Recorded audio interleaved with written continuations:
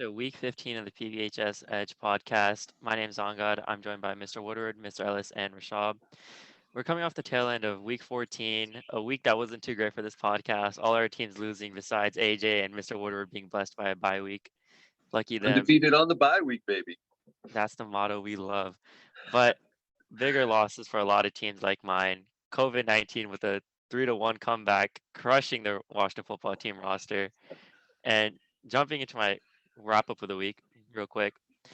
We played a great game against the Cowboys. Our defense played great. Our offense was in shambles, though. I don't know what happened with our offense. That running game wasn't clicking. Gibson couldn't get it going. The line couldn't make any holes for him to go through, and they couldn't offer Heineke any protection. It was just it was like watching a headless chicken run around with Heineke trying to force something. He was 2 for 11 in the first two quarters at one point. We were down 18-0.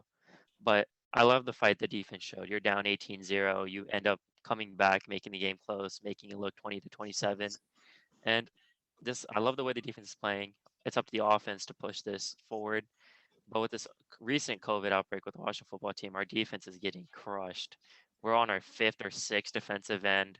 De'Aaron Payne is the only remaining member of that defensive line that was so vaunted and respected going into the season, and is a big question mark with our team going forward into week 15.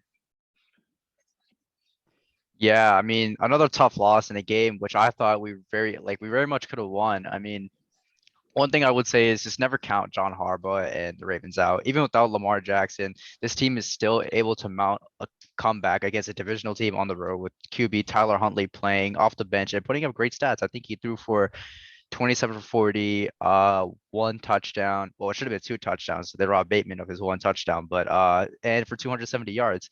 And he did a really good job filling in for Lamar Jackson. And in the second half, the Ravens defense held the Browns offense scoreless, not and allowing them not to put up any points. Granted, they did miss a field goal, but it's still 0 points. So and now I'll admit there were a few flags that were thrown that I believe had a significant impact on the game. One example being cornerback Chris Westry being flagged for defensive pass interference when he got his head around the ball and made a play while he was being dragged down by Jarvis Landry, which is clear OPI, but that led to the Browns kicking a field goal. But down the stretch, that proved a huge difference. But getting away from the refs, one huge problem I also want to highlight is the offensive tackle crisis. Blocking Garrett and Clowney is no easy feat, but it's safe to say no NFL QB is safe in the pocket when Alejandro Villanueva and Tyree Phillips are in that tackle. We certainly missed Pat Ricard and Nick Boyle, who are huge blockers in the pass and run game, but it is what it is, on the Green Bay.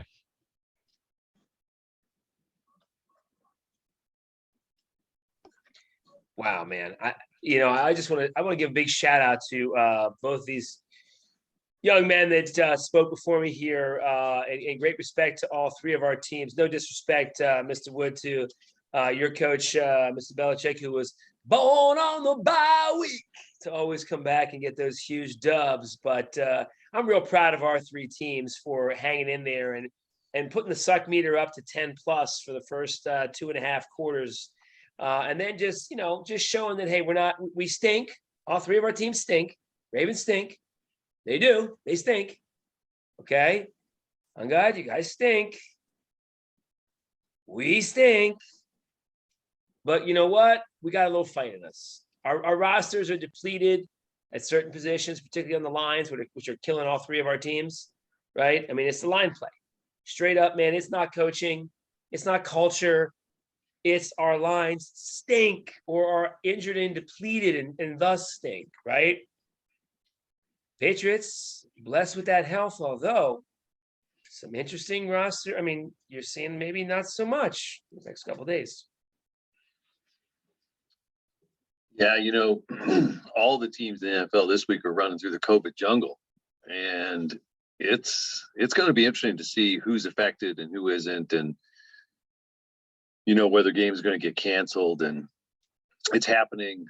The NHL's getting hit with it huge right now. I know you guys are not all big followers, but my Bruins have about 6 guys on the COVID list. They're pulling up guys from the minors, which is akin to what's happening to teams in the NFL list. People are going on the COVID list. I mean, Washington is definitely depleted on the line.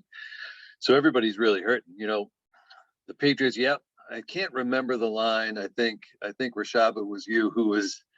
We're coming off a great bye week. I think that's what you said on the Ravens bye in the beginning of the season. I think that was you that said that. So I'm hoping the Patriots we're coming off a good bye. I think we got some rest in, although Mac Jones does have something wrong with his left thumb, apparently, but I don't think that came on the bye week unless he was high-fiving people. So, I'm interested in how this week's going to play out. Definitely a big matchup for us that we'll get into in a few minutes with the Colts. And amazing. Last week, the only winner, and though he's not here to talk about it and celebrate it, our man AJ, with the Seahawks coming off the schneid now against Houston, and they made it more interesting than it had to be. But I think we're all glad about one thing, and that is in the NFL, we don't have to deal with Urban Meyer anymore. Amen. Yeah, Urban Meyer's situation was an interesting one, at least. At least we got a nice little season cameo from him. But diving into the Week 15 games, we're going to jump into a massacre, I believe. Ravens versus Packers.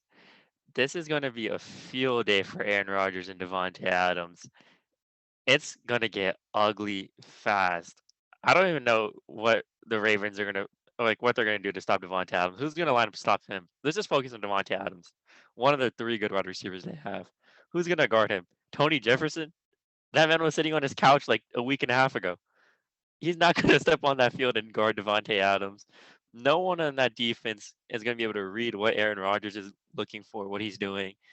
This is going to be a breeze. I remember Rashad talking about this game with so much hype a couple months ago, how he wanted to go there.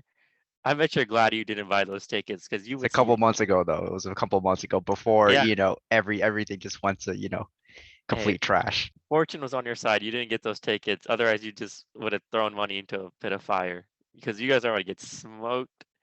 I don't know what the Ravens are going to do to make this happen this week. I know they have Harbaugh and they always make games close. This game can be close maybe, but there's no chance they win this game. Give me the Packers winning this one 38-21. I'm gonna have you on record. I hate your prediction right now. Oh, what a I love it. what are you doing? Jinxing us here? What's going on here? I It's mean, yeah. okay, right? They're too hurt to make it happen. I mean, no, it's true. Like we're way too hurt to make anything happen when you're missing Marlon Humphrey, Marcus Peters, your 2 main corners, and you like just today it was announced that Chuck Clark was placed on the COVID list, and he was the one he had the green dot on his helmet making the plays. So I mean, this game's gonna be easy one to call. I mean, Packers are just absolutely going to light up this injury and COVID-riddled defense. And like I said, Chuck Clark going on the COVID-19 list.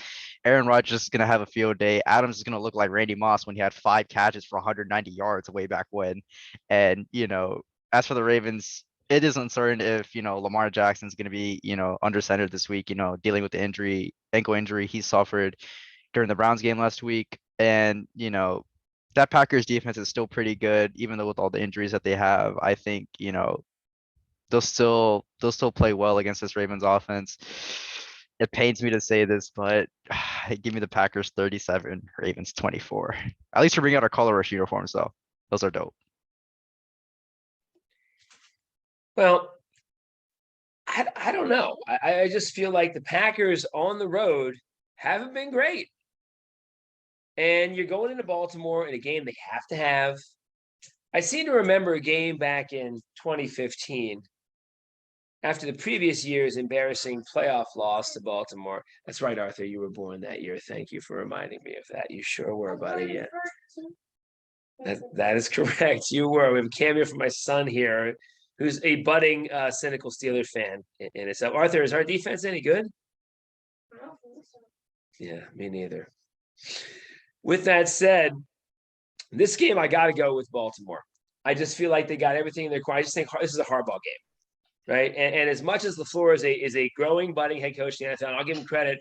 I had no respect for him in the beginning of his career, but at this point, he's shown to be an offensive genius out there and find a way to win every game in a different way. I mean, I give him massive credit, but unfortunately, that special teams is poor. And it's going to show up in a game like this where you have a desperate Baltimore team whose special teams traditionally excel. Now, this year they've had a few blunders, that Minnesota one being one that almost cost them, a season. Luckily, they got around it with the Lamar show. But Lamar or not, I saw strides in the Ravens offense in the second half. I like them to win this football game. And I think it's going to be a lower score. I like 23-17, Baltimore to pull the upset.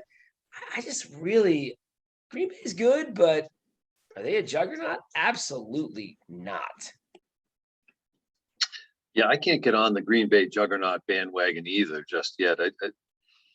They're just not totally convincing. I mean, their defense still doesn't seem to be doing enough for me, and that's what a juggernaut is. I mean, you brought up Randy Moss a few minutes ago. I think that was you, Shabin, and I just wanted to think about that for a minute, man, because Randy was so great, just smooth, fast, long, just great player. And Devontae Adams would love to be Randy Moss, and he's his own different version. He's his own guy. But on this one, I think a defense is going to be important. Now, I was talking about defense. The Ravens are lacking deep, and to no fault of their own, injuries are killing them. But I'm a little bit with Mr. Ellis on this. I don't think you go into Baltimore and blow them out. Now, not this time of year, not with Harbaugh, not with some of the leaders they have on that team. But the injuries will be a problem. They're not going to win this game. I can't see them pulling that out. I really can't. I just feel like the Packers have been doing enough to win even those low-scoring close games that they've played. So I mean, I'm going, two different sides on this.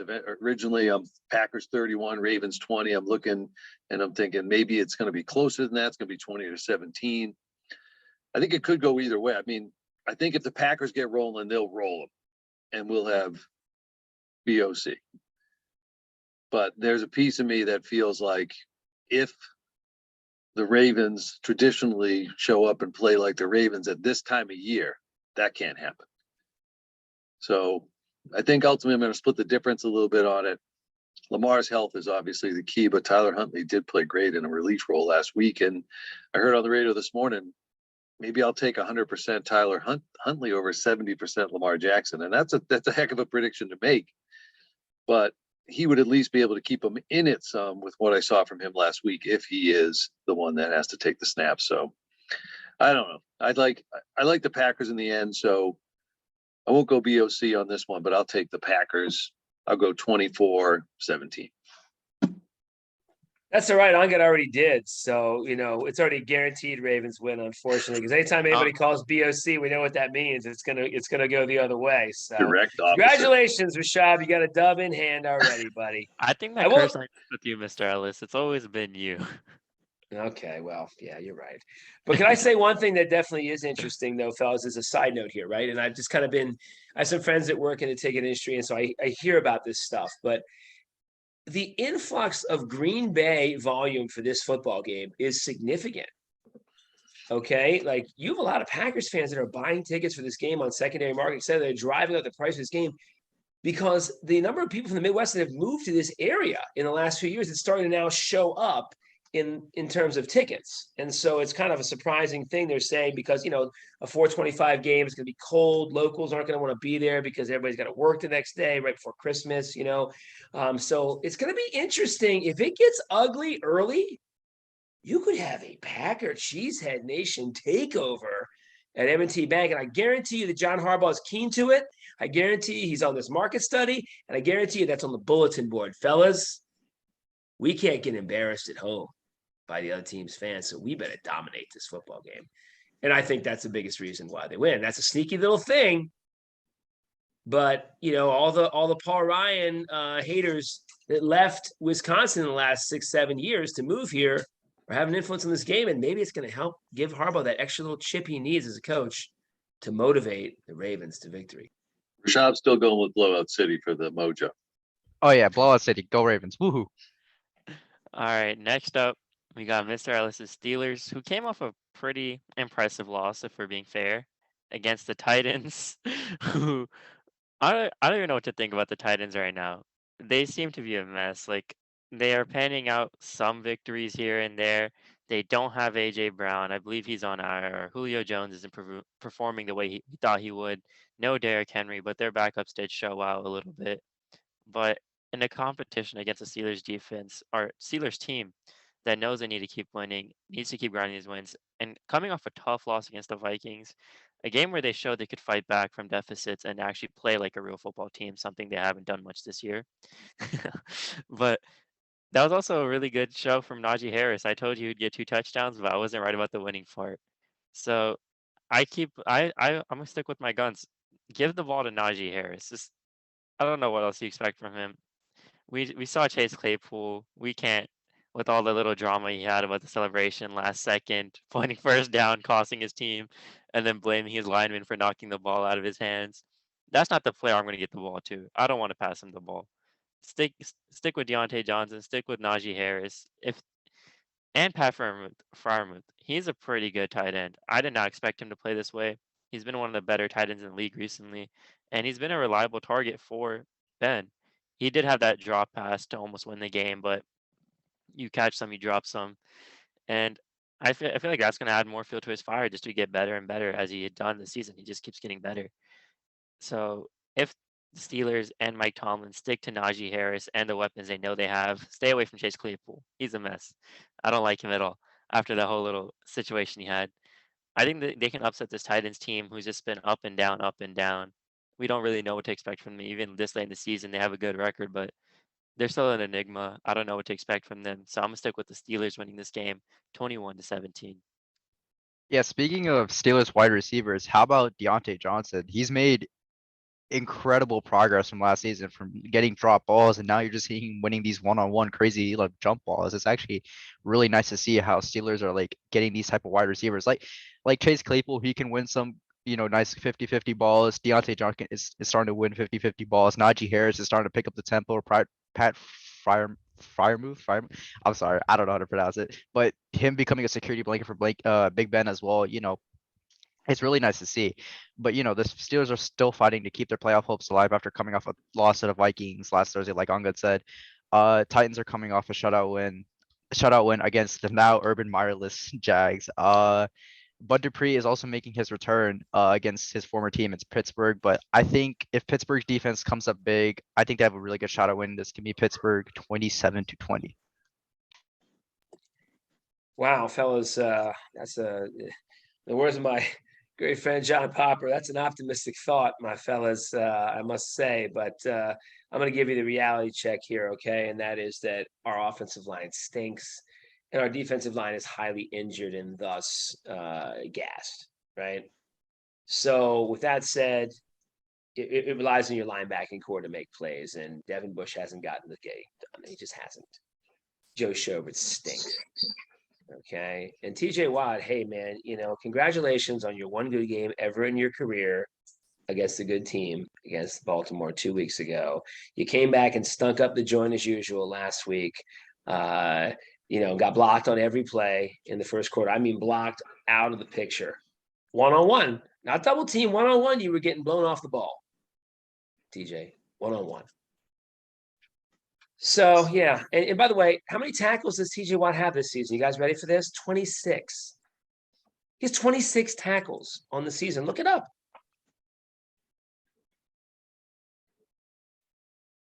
Yeah. Yeah, this is going to be ugly. It's going to be ugly. I got Tennessee 38, Pittsburgh 17. It says he has 16 tackles on the season. I think it's 24, but And aren't 13 of those sacks? the sacks count as tackles, or I don't know. I saw 26, but anyway, okay, Aaron Donald has 3 times the amount of tackles. Myles Garrett has almost 4 times the amount of tackles. Right? Yeah. To me, that says that those guys impact more plays than TJ Watt impacts. Oh, there's no doubt those guys impact more plays. I don't know where all the TJ Watt love comes from. I mean, I know exactly where it comes from. I know exactly where it comes from. Okay. This pretend Jack Lambert, this fake Jack Lambert, this is not Jack Lambert. Stop it, everybody. I can't. Yeah, that's you guys don't know. Bogus Jack Lambert, Jack Ham. This is not Jerry Olsavsky. This is not Jerry Olsavsky. Jerry Olsavsky won playoff games. Jerry Olsavsky beat Denver in a playoff game. I mean, are we agreeing when they had John Elway in 1984, when they were really good? Olsavsky was good. Good linebacker. Undersized. I'm just saying, So- you want to talk white linebackers, you talk Osomsky. What's TJ Watt done? Nothing when it's mattered. Nothing. The TJ Watt love. I mean, I agree. You got to make tackles. You got to make plays. You got to impact the game in multiple ways. And And you I have don't, to stay on I the don't field. see that from him. You have to stay on the field. You can't be gassed after 3 series, But is your brother injured again? Yes, of course he is. How about your other brother? Is he injured too? No, he just stinks. And so do we. Again, we're going to lose by 3 TDs, boys. That's a blowout city, baby. But anyway, the Steelers, man, they have been interesting, and I know it's been maddening and frustrating for Mr. Ellis and Mr. Shipkins and all the other Steeler fans. But you saw it coming. You knew it was going to be this way. It was the talk all the way around, and Ben had a good game against the Ravens. They pulled that one out they relied on the Ravens not to pull that one out, I guess, is how that one happened. But I would say this, Fryermuth, I believe it is. He had 3 guys on him on that play. And granted, yeah, you got to catch the ball when it hits you in the hands. But I watched that play several times because I got to be honest with you, I had turned the game off because it was blowout city at halftime. So I give him credit for coming back. I give Tomlin and the leaders on that team credit. And I know there's no moral victories. Mr. Ellis and I already talked about this, Mr. Shipkins. No moral victories because they only count in the win column. But I couldn't believe what I saw the score the next day. So I saw that highlight. And, Fryermuth, he has become a good target for Ben. And, unfortunately, you got to think about who he's going to be a good target for next year, as well as these other guys, Rashad, who you mentioned, who are becoming good receivers. And that doesn't do anything for him this year. Tennessee, they need this game. And they have one play, this isn't a playoff game, but I mean, they have won playoff games. They have shown they have the mettle to win. Vrabel, I think he's a good coach. I think he can get his guys playing. I think the best teams play their best football at this time of year, and the Titans need to show that. And they are missing people. And, clearly the loss of Derrick Henry is still big. But if Najee Harris is going to be the key for the Steelers, as we've talked about him being the key for weeks, because, again, teams that can run the ball can also pass the ball. It just works that way in the NFL. And Tennessee's got the second ranked run defense. So they're definitely going to focus on that, and they'll let Ben try to beat them to those guys that we talked about earlier. And I don't think that's a winning formula for them, not with bad line play. So I like the Titans in this one because they need it. I know the Steelers need this one too. They're still in it. It is a crazy year. It's 6-7-1, 6-6, and whatever the numbers are. But I like the Titans in this one. I don't think it's going to be a blowout. I think the Titans will take this one close. I'm going to go Titans 28, Steel Town 24. You just like Fryermuth because he's from Boston. Come on now. I just did some quick math on TJ Watt's guaranteed money, his contract, and his tackles. You guys are paying him almost $3.8 million per tackle right now. So that's a great investment from the front office in Pittsburgh. Let's go TJ Watt. Think of how many, you think about, right? Think about how many kids in downtown Pittsburgh you give a great Christmas for $3.8 million. And no, really, just, everybody wants to talk about this man's heroism. Where are you on the charity board, bro? Yeah, you're at the annual one that all the Steeler guys are. You're not in the schools. You're not like Najee. You're not on Electric Avenue, okay, hanging out with kids that are doing rap battles to support them. You're not in any of those places. We're paying you like a leader. You're not a leader. Calling out TJ Watt, the Mr. Ellis way. Again, the TJ, the leader of the TJ Watt no fan club, right there. Because he ain't a leader. Very He true. anything. All right, next up we have oh wait, before I make this call, hold up.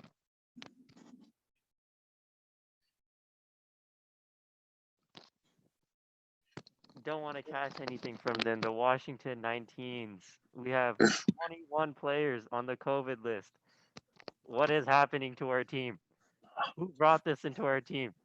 I swear we were trying to get everyone vaccinated, and now our team is crumbling. Our defense has like 11 players on this COVID list. Our backup quarterback, Kyle Allen, on the COVID list. We picked up some random guy from our practice squad. I've never heard of his name. We are in shambles. It's so bad. The Eagles have a 7 point advantage on us, or 7 point edge. That's how you know something's going wrong. If Philadelphia has a 7 point edge on you, they have Jalen Hurts and Gardner Minshew as their quarterback. That's how you know how bad this situation is. De'Aaron Payne is our last standing defensive lineman from the original starting lineup we had. Kendall Fuller is out. That's our top cornerback. Cam Curl's out, our top safety. Everyone is gone. We have our starting right guard, Brandon Sheriff, the man we've about to pay 70, $80 million. He's our backup center right now. We're on our fifth and sixth center right now. This team is in shambles. Our number one wide receiver might be De'Ami Brown. Terry McLaurin might be out with a concussion. Cam Sims is on the COVID list. We don't know the health of Curtis Samuel, but we cannot integrate him into our offense right now with the way his hip is. It is not going well for this team. I don't see us winning this game. I don't know how we're going to win this game, but with all that said, this is panning out to be a riverboat Ron type of win. It's late in December, or it's late into the season. This is when those valid coaches, the coaches with some pedigree, come in and get you those wins.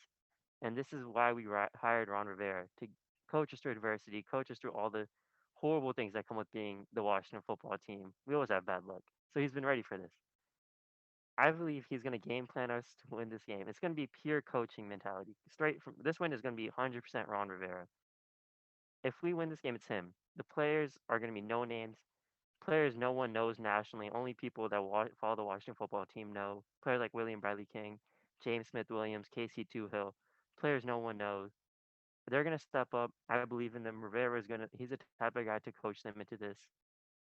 I want us to win this game close, 24-20. Well, it seems like Ongat has a tough week first dealing with Cowboys fans everywhere. Coming into Dallas flying in there. You see they're flying in their benches, and then what do you know? Michael Parsons has like I think is by far the best game of the season. Uh, but yeah, it's tough sledding being a Washington football team, right? Huh?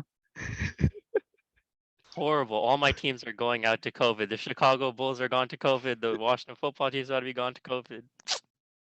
That Ogre can't catch a break. But getting back to it, this is a huge divisional game with huge playoff implications for both teams. Washington can be without QB Taylor Heineke, while the Eagles get Jalen Hurts back, and this week after a bye, and especially having a bye, Hurts having that extra time to regress, recover, do all that stuff, and with a very, very, very weak Washington secondary right now, I think Jalen Hurts balls out, has a really good game. Give me the Eagles 24-10. So what to make of Minshew and Hurts splitting reps in practice? Whether it's Hurts or Minshew, though, I don't think it's going to matter because I agree with Ungat's statement earlier. I feel like this is a riverboat kind of role, and it's time. He's got the experience over old Nick Casario. I mean, he's old enough to be like one of my eighth graders back in like 2002. But yeah, I would say I got to go with the experience here. And again, that's been pretty much my theme of picking coaches, with the exception of the Steeler game. But I give Vrabel even more experience than Tom in a way because he was already beating us in AFC Championship games before Tom was even coaching in the NFL. So I have to give Vrabel a little nod on that and say he actually gets more experience than Tom in a way. So I go with a more experienced coach here. I hope McKissick can play. That'll be a huge X factor because him not in this game changed everything. Because he's been the X factor in the offense. I mean, he's the guy that can do multiple things out there. And obviously Gibson's a sad story, man. I love that kid, man. I love his fight, his fire, but man, you got to hold on to the dang football, man. That stinks. I do think Rivera handled that poorly, though. I'm going to say I didn't like the way he handled that. That benching, maybe it fired some guys up, but I think that was more luck than anything. The way the end of the game played out. But I didn't. As much as I think Rivera's a good coach, I didn't like that. Over tough love, man. That was a tough play. He was fight. I mean, it stinks, but I still think you can't give up on that kid yet. I like him, and if you guys don't want him, send him over to us because we'll take him to back up notch. I think a lot of people would take him. I mean, don't forget, he was a wide receiver and he's still learning the position, and learning the position is ball security is one of the things. You have to, and there's never a good time to fumble, but those ones when you do fumble at a key time, they're magnified, and that's what Rivera responded to. I love the idea of going with the experience, and I really like what Ron Rivera has done in Washington. I like his approach to things. I liked him as a player. I like him as a coach in Carolina, and like what he's doing here. But I just don't think he has what he needs. Too many injuries, too many guys out. I mean, I've heard poor Angad talk about the 5th and the 6th center. I mean, he knows more about the team centers than anybody studying football out there, and so that's tough. That means you're decimated. And I think it's going to be Jalen Hurts. I think that they would be crazy to put Gardner Minshew back in there, because before he got hurt, Jalen Hurts was playing well. He was doing all the right things. He was playing Jalen Hurts football. I mean, he's been a winner everywhere he's gone. And I'm not saying he's Kyler Murray or he's Aaron Rodgers, but I mean, he's just below that. He's got some, dynamic elements to him. So if you can put an offense around him. So I was really disappointed in Washington last week. I mean, I really thought they were going to give them a game. And let's be clear. I mean, Micah Parsons is a problem. And what do you do about him? I mean, he's just good at everything. He had the best game that he's had all year last week. And I mean, Gregory on the inside. I mean, the Cowboys have some guys. They have some players on defense who can make plays. And really, the Cowboys should have been up by more. They had to settle for some field goals. I mean, that game should have been blowout city. The fact that it was even close at the end, I think you're right. There was some luck involved in that. And that certainly wasn't Antonio Gibson's fault. And so I hope that he can respond to that and not sulk on it, and Rivera can handle it. And I'm sure behind closed doors he is, because that's the kind of guy he is. So, in a Heineke versus Hurts matchup, I'll take Jalen Hurts, especially he's coming off a bye, chance to heal. And I know we got the Minshew mania, all that kind of stuff, but that's a distraction. He's dealt with that before. He transferred to Oklahoma from Alabama. He's been there before. He knows what he's got. I'm a Washington football team fan. I want to see them do well. It's nice in the house when they're playing well. Everybody likes it, but I can't see it this week. I think tough place to play Philly. I'll take Eagles 27, Washington 17. All right, next up, we have a week 4 matchup, I believe, of the Kansas City Chiefs versus the Chargers. The first time around, Justin Herbert lit up this defense. Of course, we've seen the Chiefs do a complete 180, going from 3-4 to 9-4. The defense is playing better. The offense is back to the big explosive plays we're used to. But I'm just not sure they're going to be able to keep the sustained momentum. There's a point where everything clicks and then something goes wrong. We saw that with the football team last week. Of course, they're better than us, but they're bound to have a slip up before the playoffs start. And I think this could be the game where they slip up. This defense is going to struggle to keep up with Keenan Allen, Mike Williams, Austin Eckler, all 3 crazy weapons. And Justin Herbert is a valid quarterback. He's easily top 7, top 8 in this league right now. He is balling out. I think he has over 200 or 300 yards his past 2-3 games. He's been performing, letting up the scoreboard, and just throwing it really well to his wide receivers. And looking at this Kansas City defense, they don't have much to stop them. I just can't see them stopping him. Daniel Sorensen is their guy covering those deep routes. Mike Williams is going to have an easy game if they go deep against Daniel Sorensen. That is a free touchdown almost every couple plays. And I expect them to target that. If Mike Williams, I'd be very shocked if Mike Williams does not get the deep pass touchdown against Daniel Sorensen. That's just something you have to exploit against the Chiefs. That's one glaring issue they have amongst the other ones they have. But this is a game I need for fantasy wise. So I'm hoping to get myself some fantasy luck. I need the Chiefs to come through and beat the Chargers pretty badly. Give me the Chiefs winning this game 31-28. I'll keep it close because I know the Chargers are a great team right now. Right. After starting 3-4, Kansas City has definitely picked up the pace, now sitting at 9-4. Their defense has gone from allowing 25 to 30 points a game to roughly 10 points about now. But like Ungad said, they're matched up against Justin Herbert and Chargers, who are sitting 8-5, and which is a huge, huge divisional matchup for both teams. The Chargers have been picking it up on offense, so it's really good to see. It's a good test for both, the Kansas City defense and the Chargers offense, which the defense has been holding 10 points, and the discharge offense has been completely electric. this will be a shootout where both offenses go blow for blow. I mean, Herbert's going to keep up with Mahomes. Mahomes is going to keep up with Herbert, it's going to be a shootout. But I think, with the way things have been playing out right now, I got to give it to KC. It's Patrick Mahomes. Everyone's sort of like doubting them once they were like below 500. Give me Patrick Mahomes and Andy Reid 31-30 with the game-winning field goal. I think the sneaky thing here is the Chiefs defense has improved, and it's improved since Melvin Ingram showed up in KC. Interestingly enough, the Steelers defense has stunk since Melvin Ingram left Pittsburgh. I still, for the life of me, don't understand the move that we made here. It has cost us, and it's helped them tremendously. So I expect KC to continue to improve on defense. I think they're going to find a way to win this game tonight. I think it's going to be a lower scoring game than we expect. I'm going to go ahead and take KC hanging on 24-20 in a low-scoringly surprising low-scoring game. I think this KCD is much improved, and guys, look out if it is. Injuries or not, I think it is. You are not wrong on that. Watch out is the word. Think about last year. The team they played and lost to in the Super Bowl.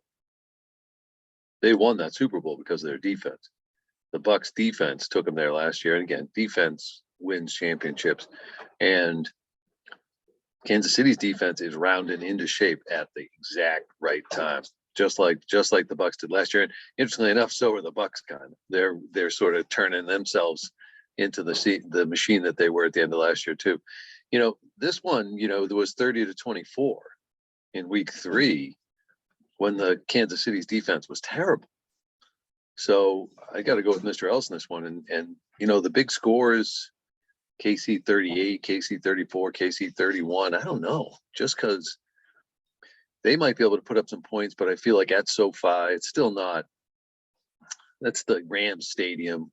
LA's a Rams city. I still have a hard time with the LA Rams. San Diego seems like the place for me. But with this one, I think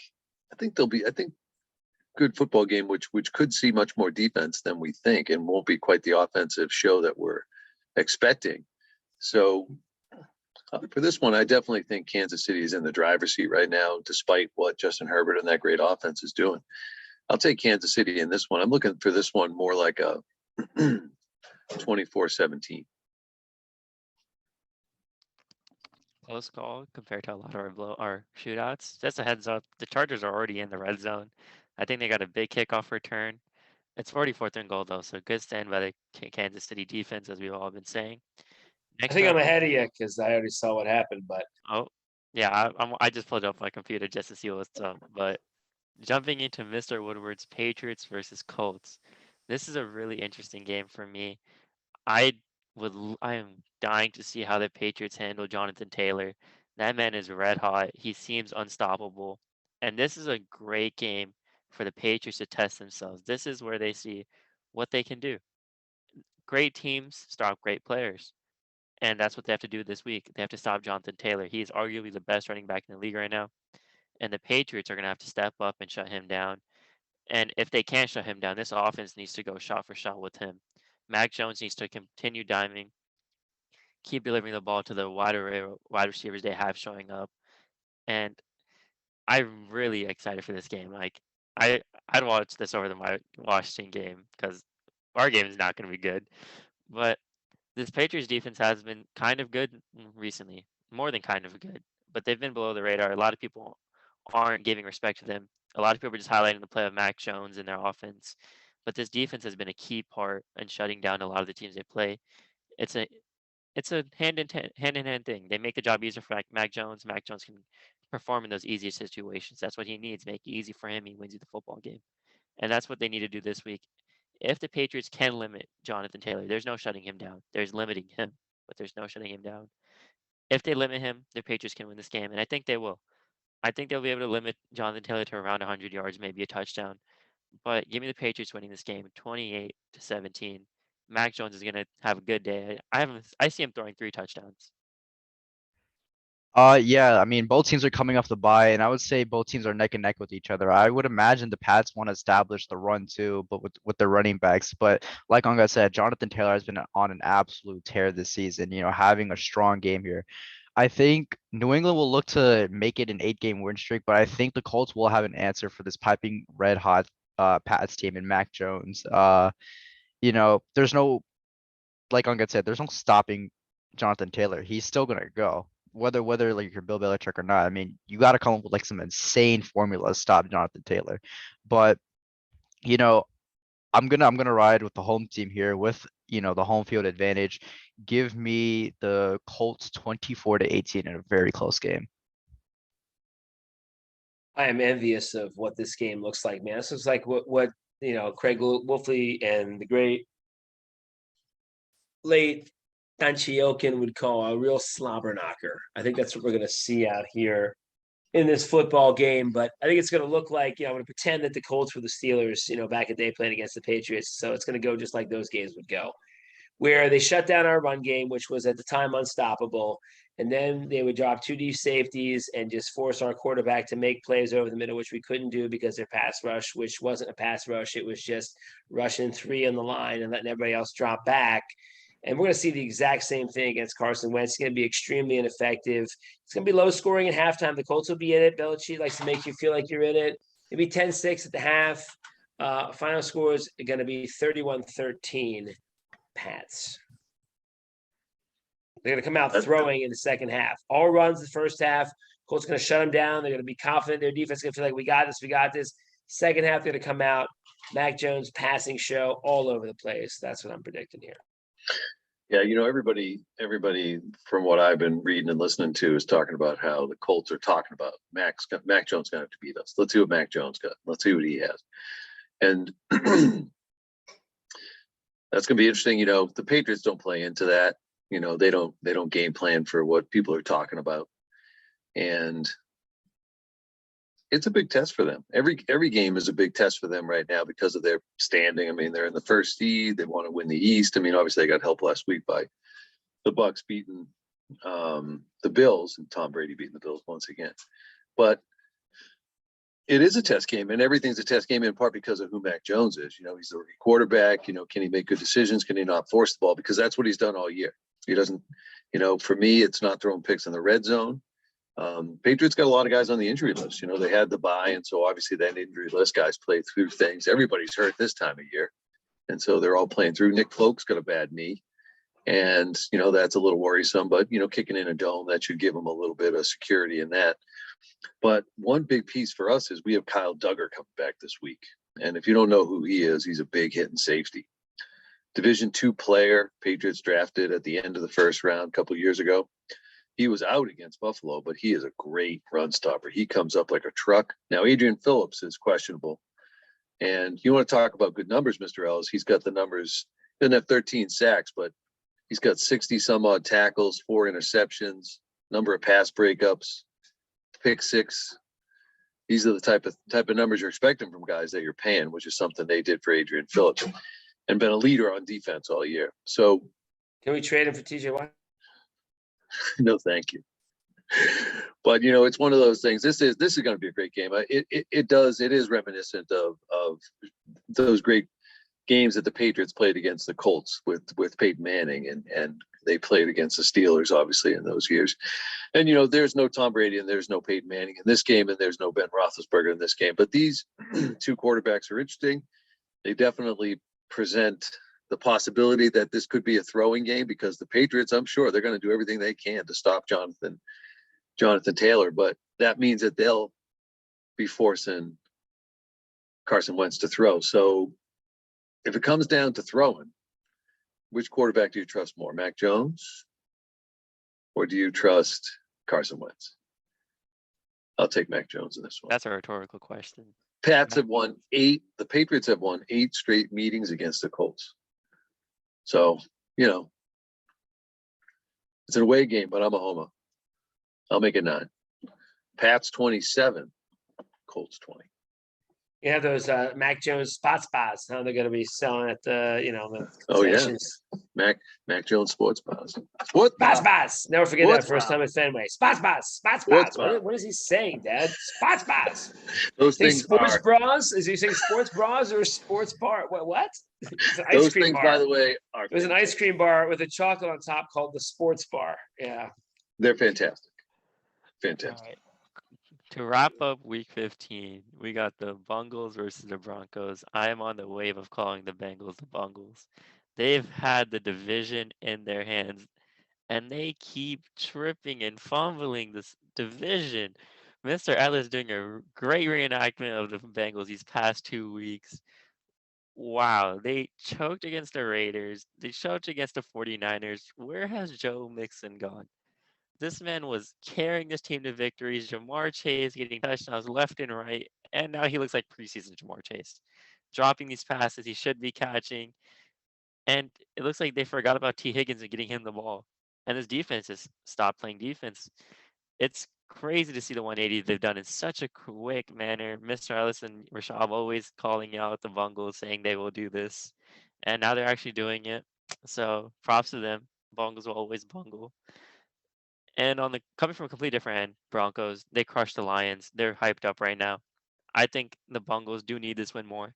I see Joe Mixon trying to pull through, getting them the win. Give me the Bungles winning this 28-27. All I'm just gonna say is Bungles are gonna bungle. Bungles are just gonna bungle. Give me the Broncos 23, Bengals 21. I'm just gonna say that the Demaryius Thomas thing is a big steam gainer for and prayers up and blessings to Demaryius Thomas, man. Baller and responsible for probably one of the most embarrassing Steelers playoff losses ever after last year, which was the most embarrassing for the Clowns. But that was second most embarrassing to Tebow. But much credit to Demaryius Thomas. But I think honestly, Vic Fangio brought a lot of guys in this team back together when they got rid of Von Miller. And I really mean this. I think Von Miller was the divider on the team because look, since they got rid of him, they've been playing great. And I think that continues. They're going to scrap it out. And I think they cut away the fat from the team being Von Miller, who's stunk the last 2 years anyway. And I still think he's the most overrated player in maybe since TJ Watt. Well, no, actually, TJ Watt's taken over his title. But before TJ Watt, he was most overrated in my opinion. And not the greatest human being either, in my opinion. So let's factor it all together here and say that Denver's much better with him not being there. And I think they're going to find a way to win this football game because, the Bungles are bungling, baby. And I'm going to go ahead and take Denver 29-17.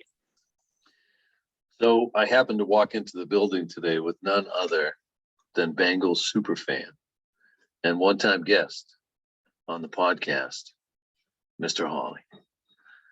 Forever hopeful is what the life of a Bengal fan is. So I'll give you the take that Mr. Hawley gave me. And he told me that they're still in it. They're still in it. They're just a half a game behind. They're in third place, just a half a game behind second place. And he knows their limitations. They're young. They need to learn to win. And he likes the fact that they're going on the road.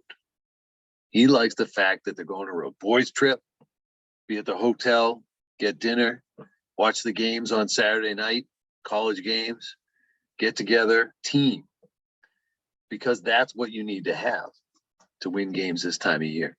That's what Mr. Hawley said. He knows the team. He knows what he's got. He knows what he's got in Joe Burrow, T. Higgins, Jamar Chase.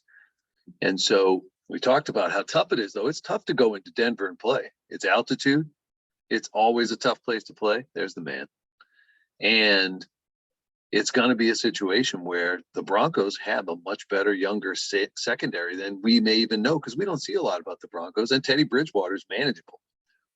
But in honor of Mr. Hawley making the comment, away game, that's the key, away game.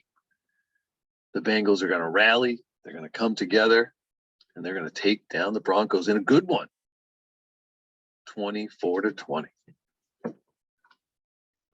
Hopefully the Bungles don't keep bungling. Arthur has something to say about him. The Bengals sneak. There we got it. Mr. Ellis Jr. getting his usual. He got Let's his hope dad not. participating the ball. He's got teaching. dad's great. No, he Teaching him up. heard Mr. Woodward say boys trip. And I bring this up, fellas, because, I know that one thing that's been so hard in this pandemic is for you guys, my son, Mr. Woodward, your son, your daughter. I mean, just, kids in general being able to really just be out there, enjoying live events and doing it. And it's, it's devastating right now that, live events getting shut down here in Howard County where we are, and my son not getting, me not getting to coach, it's a stinger, and then obviously our boys hoops team that missed out on their first game, et cetera, guys like, we'll enjoy everything we can get from now on. And I just thank you guys for this opportunity that we have that, as much as COVID can take things from us, they can't take this from us. They can't take our forum to be wrong in, and you guys are right more than me, but we're all wrong most of the time. So, it's nice to have a forum to be wrong in, fellas. And so, thanks for that, guys, and appreciate it tonight. Right, Arth? Steelers pretty much stink there, right? Yeah. Steeler for life. Steeler for life. Steelers for life. Buddies for life. Buddies for life. Yeah. Buddies for life. Beautiful thing about this is that wraps up our predictions for week 15. Stay safe out there, guys. Stay home. Enjoy some football. Cannonball. Yep. Enjoy your teams winning, hopefully. Hopefully some of our teams win instead of last week where we all won. Well, we know one team that's gonna win. It's not we know one team It's that's the gonna Washington football team. Let's go, Pats. Blowout City Packers. Woohoo. All right. There's the we got 3 BOC tags and 1 10-4. Yeah. Docking Bay 10-4. 10-4. All right. That was another great week from the PBHS Edge, guys. Hope you have a great weekend, great week. Stay safe, and we'll catch you guys next week on week 16 of PBHS Edge.